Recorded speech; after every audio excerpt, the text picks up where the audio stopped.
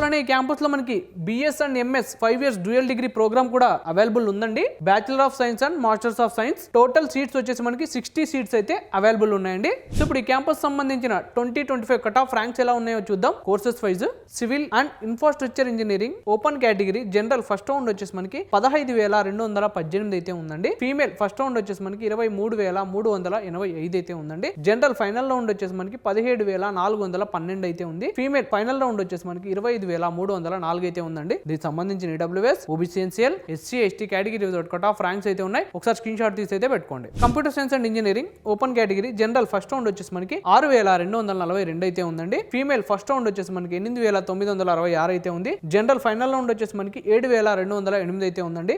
Female final round వచ్చేసి మనకి 10,860 అయితే ఉందండి.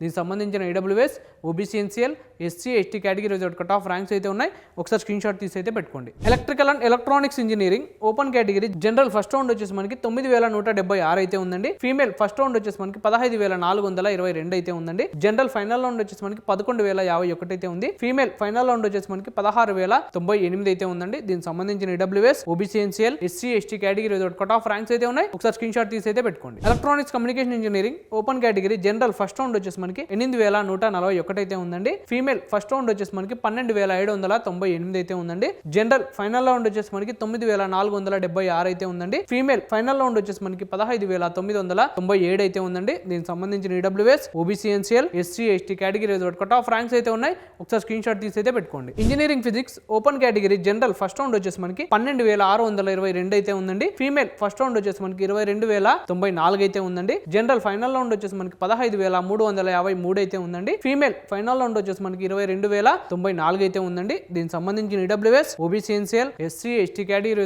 కట్ ఆఫ్ ర్యాంక్స్ అయితే ఉన్నాయి. ఒకసారి స్క్రీన్ షాట్ తీసి అయితే పెట్టుకోండి.